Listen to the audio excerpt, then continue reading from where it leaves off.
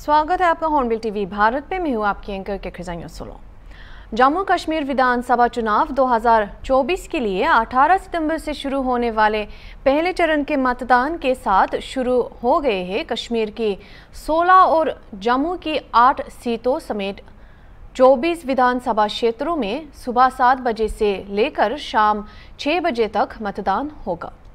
कुल 486 उम्मीदवारों ने नामांकन दाखिल किए, जबकि 415 नामांकन पत्रों की जांच और नाम वापस लेने के बाद शेष रह गए। इसके बाद के चरणों के लिए मतदान 25 सितंबर और 1 अक्टूबर को होगा।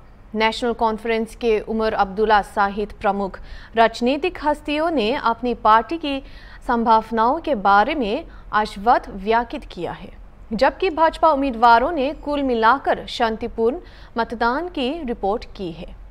अभी हम जुड़ेंगे हमारे जम्मू और कश्मीर के कॉरेस्पॉन्डेंट राव राठौर से इस मुद्दे पर बातचीत करने के लिए।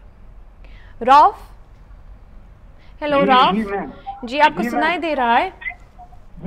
जी राव, हमारे साथ जुड़ने के लिए शुक्रिया। सबसे पहले, जैसे कि आपको पता है, हम बात करने वाले हैं जम्मू कश्मीर के पोलिंग चुनाव के बारे में। तो सबसे पहले आप हमें ये बताइए कि पोलिंग की स्थिति कैसी है वहाँ और सब कुछ कैसा चल रहा है? जी मैम, मैं आपको बता दूं कि जो जम्मू कश्मीर की पोलिंग के हवाले से अगर हम बात करेंगे तो आज सुबह 7 बजे से ही पोलिंग शुरू हुई है और अभी तक जो आंकड़े हमारे पास पहुंचे हैं कि 50% के करीब पोलिंग यहाँ पर जो पोलिंग है वो वोटरान मतदान उन्होंने किया है। और अगर हम बात करेंगे जम्मू कश्मीर की तो लगातार सुबह 7 बजे से लंबी कतारें हमें देखने को मिली है।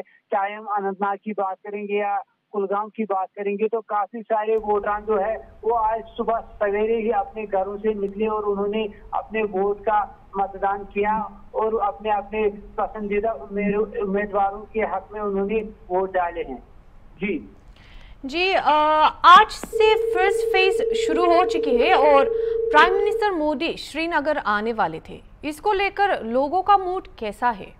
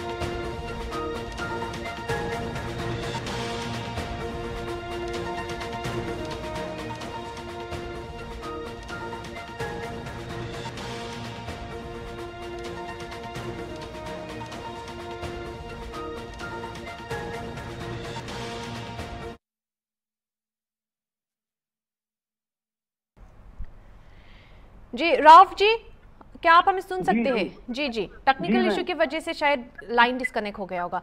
जैसे कि मैं आपसे पूछ रहा था कि आज से फर्स्ट फेज शुरू हो चुकी है और प्राइम मिनिस्टर मोदी श्रीनगर आने वाले थे। इसको लेकर लोगों का मूड कैसा है?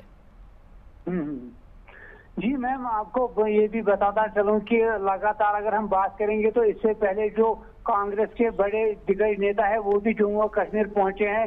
चाहे हम राहुल गांधी की बात करेंगे या दूसरे लीडरान की बात करेंगे, उन्होंने जम्मू कश्मीर का दौरा किया और वोटरान से अपील की कि वो कांग्रेस के हक में वोट डाले।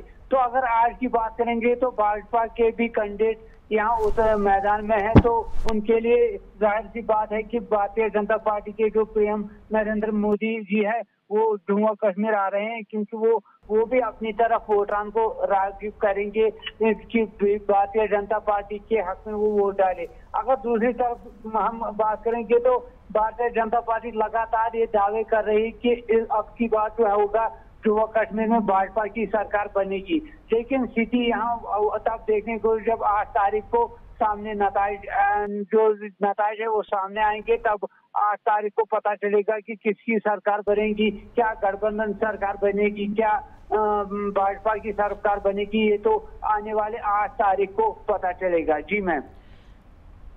जी रऊफ, नेशनल कॉन्फ्रेंस और एआईपी के बीच लगातार आदान प्रदान जारी है, तो इस सब में इंजीनियर राशिद के पोल कैंपेनिंग में भागीदारी एआईपी को किस तरीके से मदद करेगा?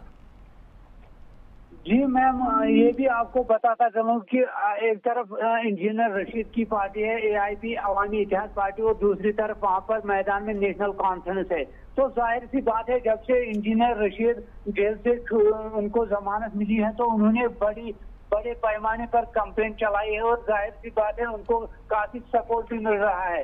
लेकिन अभी हम ये तय नहीं करेंगे कि उस सीट पर कौन जीतेगा, ये तो पता नहीं होगा। ये खाली हम बता सकते हैं कि 8 तारीख को पता चलेगा जब नताइज सामने आएंगे। लेकिन अभी जो स्थिति यहाँ पर बनी हुई है लगातार, जो अगर हम नेशनल कॉन्फ्रेंस की बात करेंगे, पीपल्स डेमोक्रेटिक की बात करेंगे, जमात इस्लामी भी इस बार मैदान में उतर चुकी है, और आजाद उम्मीदवार भी अपनी किस्मत आजमा रहे हैं। तो अब देखना होगा कि किसके हक में मतलब कौन वोट डालेगा। ये तो मैंने पहले ही आपको कहा कि 8 तारीख को पता चलेगा, तब तक हम कुछ भी नहीं कह सकते। लेकिन इंजीनियर रशीद की जहां आपने बात की, मैं आपको बताऊं कि उनकी फेज जो है काफी आगे आ रही है, काफी वो मतलब काफी दिख रहे हैं, वो काफी दिख रहे हैं। जी रऊफ, अगर हम जम्मू और कश्मीर के चुनाव के बारे में बात करें तो करीबन 10 साल के बाद जम्मू और कश्मीर में चुनाव हो रहा है, लोगों का सबसे बड़ा मुद्दा क्या है इस बार? हाँ, ये जाहिर सी बात है, यहाँ पर अगर हम बात करेंगे लोग ये चाहते हैं कि अमन शांति हो, बेरोजगारी बढ़ती जा रही है, बिजली बिलों की अगर बात करेंगे तो अरूज पर है बिजली बिलें, अगर हम पानी की बात करेंगे। लेकिन लोगों को ये भी लगता है कि कुछ पार्टियां इनको बोल रही कि दफा 370 और 35 है हम वापस दिलाएंगे, लेकिन वो तो दूसरी बात है। फिलहाल यहाँ पर अगर हम बात करेंगे, ये तो यूटी बनी हुई है। फिलहाल जो जम्मू कश्मीर के लोग हैं वो सबसे पहले स्टेटहुड वापस चाहते हैं। जी अच्छा रऊफ, आप हमें ये बताइए कि इस बार फिर एनसी और कांग्रेस के बीच गठबंधन बन चुका है, क्या ये इसका वास्तविक होने का चांसेस कितना है? मैंने आपको पहले ही कहा कि अगर हम नेशनल कॉन्फ्रेंस और कांग्रेस की बात करेंगे तो उनको काफी सपोर्ट मिला, क्योंकि नेशनल कॉन्फ्रेंस ने जहां से कैंडिडेट खड़ा किए वहां पर कांग्रेस ने उनके साथ अलायंस की। जाहिर सी बात है उनको कांग्रेस की तरफ से सपोर्ट मिलेगा। और अगर हम कांग्रेस की बात करेंगे, जहां पर कांग्रेस ने अपने कैंडिडेट खड़ा किए तो वहां पर नेशनल कॉन्फ्रेंस ने उनको सपोर्ट किया, तो वहां पर कांग्रेस उम्मीदवार को काफी सपोर्ट मिलेगा। लेकिन मतदान में ऐसा हम देख रहे हैं कि अगर देखा जाए तो लोगों का रुझान किस तरफ होगा ये तो हम नहीं कह सकते हैं। जब वोटर बैलेट बॉक्स तक भी पहुंचता है तब भी किसी को ये पता नहीं चलता है कि किसके हक में ये वोट देगा। लेकिन जाहिर सी बात है सपोर्ट तो दोनों पार्टियों को मिलेगा, क्योंकि उन्होंने आपस में जो गठबंधन किया है। तो आने वाले समय अगर उन दोनों की ही सरकार बनती है तो ये तो जम्मू कश्मीर के लोगों को तय करना है कि वो कौन सी सरकार चुनेंगे। अगर हम पीपल्स डेमोक्रेटिक पार्टी की बात करेंगे तो लगातार महबूबा मुफ्ती भी अपनी कैंपेनिंग कर रही थी और लोगों को अपनी तरफ राग़िब कर रही थी। वहीं पर सीपीआईएम की अगर हम बात करेंगे तो वो उनके खिलाफ वहां पर कुलगाम में जमात इस्लामी मैदान में उतरा है, तो उधर भी काफी कांटे का टक्कर देखने को मिलेगा। जी आपने बिल्कुल सही बोला। और एक दूसरा प्रश्न जो है कि पॉलिटिकल पार्टीज ने अपने मैनिफेस्टोस में जम्मू और कश्मीर की जो ओरिजिनल स्टेटस है उसको रिस्टोर करने की बात भी की है। मैनिफेस्टोस में इसको लेकर क्या कहना है आपका? उन्होंने पहले ही मैनिफेस्टो में ये लिखा है कि जो जम्मू कश्मीर का तशख्खुस है, कि अगर हम बात करें, जम्मू कश्मीर पहले भी स्टेट थी और वो चाहते हैं कि अब भी स्टेट रहे, लेकिन अभी मरकज की तरफ से इस पर मतलब कोई इकदाम नहीं उठाया गया है कि जम्मू कश्मीर को स्टेट वापस दिया जाए। लेकिन फिलहाल ये तो यूटी है और गवर्नर रूल यहाँ पर अभी भी कायम है, लेकिन जब तक मतदान होंगे तो मतदान के बाद ही सामने नतीजे आएंगे कि सरकार किसकी बनेगी। लेकिन फिर भी मैनिफेस्टो में उन्होंने पावर का जिक्र किया है, बिजली का जिक्र किया है और दूसरी चीजों का जिक्र किया है, तो लोगों को ये समझ आ रहा है कि चाहे दफा 370-35 की बात करेंगे, तो लगातार लोग यही सोच रहे हैं कि वो हमें वापस मिलेगा। जी रावत, जम्मू और कश्मीर के केंद्र शासित प्रदेश बनाने के बाद लोगों को उनके अधिकारों से कैसे वंचित किया गया? जी, लोग तो काफी निराश हो रहे हैं। जब से दफा 370-35 से यहाँ पर खत्म किया गया तो लोग काफी निराश है। लोगों के जहन में यही है कि वो हमारा तशख्खुस था, वो हमारी पहचान थी, जब उसे भी भाजपा सरकार की जानिब से मतलब लौटा गया तो हमारे पास कुछ नहीं बचा है। अब लोग चाहते हैं कि उन्हें 370 और 35 से वापस मिले, और साथ साथ ये भी जिक्र कर रहे हैं कि जो स्टेटहुड है, स्टेटहुड जो जम्मू कश्मीर का था, इसे यूटी में बदल दिया गया, उसे भी वापस लिया जाए। और मेन स्ट्रीम पार्टियां भी लगातार यही बात कर रही है कि हमें जो स्टेटहुड है सबसे पहले वापस दिया जाए, और जो दफा 370-35 से यहाँ से 5 अगस्त 2019 को हटाया गया उसे भी वापस किया जाए। लगातार कोशिशें यही जारी है। जो मेन स्ट्रीम पार्टियां यहाँ पर है, चाहे हम पीपल्स डेमोक्रेटिक पार्टी की बात करेंगे, नेशनल कॉन्फ्रेंस की बात करेंगे, कांग्रेस की बात करेंगे, लगातार उनके बड़े बड़े नेता जो है उमर अब्दुल्ला, महबूबा मुफ्ती, गुलाम नबी आजाद भी यही बात कर रहे हैं कि जम्मू कश्मीर को ये 3 चीजें वापस मिलनी चाहिए। जी अच्छा रऊफ, भाजपा ने कहा है कि आर्टिकल 370 और आर्टिकल 375A कभी वापस नहीं आएंगे, जबकि कुछ दलों ने अपने मैनिफेस्टो में इस बारे में उल्लेख किया है कि इस मुद्दे पर जनता की आम धारणा क्या है? देखिए, जनता की अगर बात करेंगे तो यहाँ पर कई जगह पर जो भारतीय जनता पार्टी है उन्होंने भी अपने कैंडिडेट खड़ा किए हैं और उनके साथ भी कुछ लोग जुड़े हुए हैं। तो ये तो मैंने पहले आपसे कहा कि ये तो 8 तारीख को पता चलेगा कि सरकार पहले किसकी बनेगी, और फिर वो तय करेंगे क्या दफा 370-35 के खातिर वो लड़ेंगे या नहीं वो। लेकिन मैनिफेस्टो में उन्होंने सबसे पहले जिक्र किया है कि दफा 370 और 35 को हम वापस लाएंगे।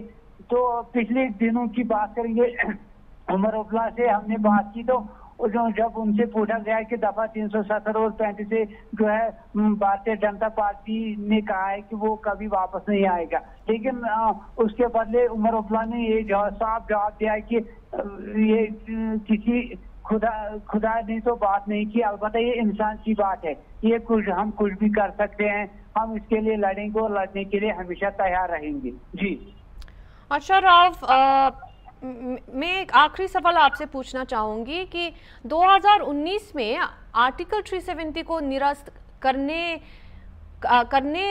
राजनीतिक परिदृश्य को बदल दिया है, जिसमें भाजपा एकीकरण और विकास के अखंडियों को बढ़ावा दे रही है। इस कदम ने विभिन्न जनसंख्या के बीच समर्थन और विरोध दोनों उत्पन्न किए हैं, जिसमें आपका क्या कहना है?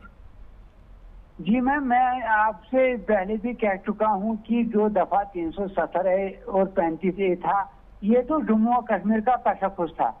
तशख्खुस के हवाले से अगर हम बात करें कि 2019 5 अगस्त को इसे जम्मू कश्मीर से हटाया गया, ये भाजपा जो है बड़ी कामयाबी इसको करार दे रही है। और भाजपा की अगर हम बात करेंगे तो जम्मू में उनके साथ काफी सारे लोग जुड़े हुए हैं। कुछ लोग इसे निराश भी हैं और कुछ लोग इसे खुश भी है। जो वादी की अगर हम बात करेंगे कश्मीर की, तो यहाँ पर लोग इसे नाखुश हैं, और अगर जम्मू की बात करेंगे तो वहाँ पर कुछ लोग जो है वो इसे खुश है। ये तो समय समय में चलता रहता है, लेकिन सुप्रीम कोर्ट में भी अगर देखा जाए तो सुप्रीम कोर्ट में भी इसे रखा गया था, लेकिन वहां भी ये साथ में जवाब मिला कि जो दफा 370 और 35 ए था वो आर्जी था।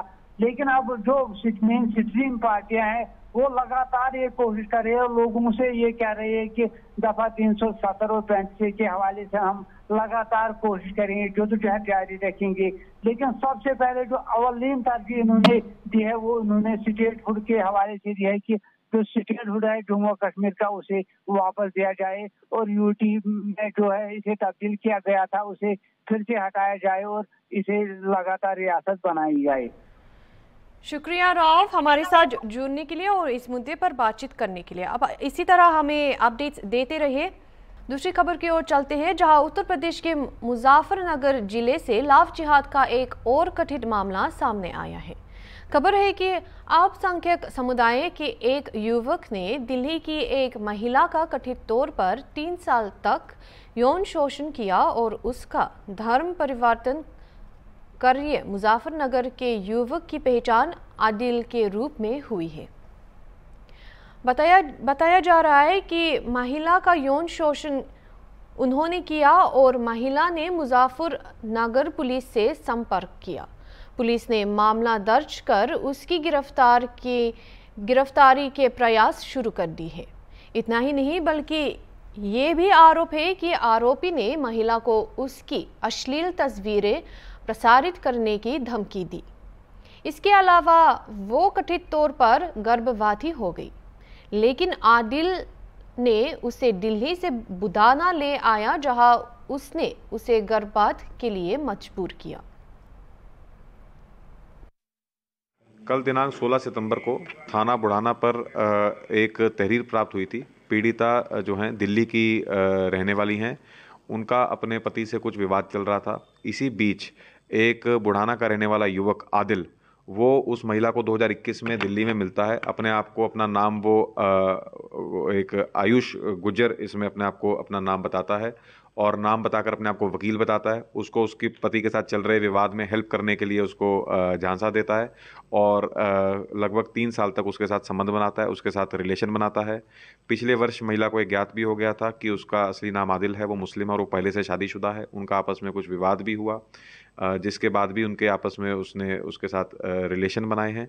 इस संबंध में सुसंगत धाराओं में एक अभियोग जो है थाना बुढ़ाना पर पंजीकृत कर लिया गया है और इसमें पुलिस टीम गठित कर दी गई है। जल्दी अभियुक्त को गिरफ्तार कर उसके विरुद्ध बहुत सख्त इसमें जो है कार्रवाई की जाएगी। ये आरोप है, हर जो भी इसमें सुसंगत धारा है सब में इसमें मुकदमा पंजीकृत कर दिया गया है। हर बिंदु की इसमें बहुत गहनता से इसमें जांच होगी और बहुत सख्त इसमें जो है विधिक कार्रवाई की जाएगी। इसमें मेन जो अभियुक्त आदिल है वो नामजद है और उसकी जो पत्नी है वो भी इसमें नामजद है। अभी के लिए इतना ही और खबरों के लिए देखते रहिए हॉर्नबिल टीवी।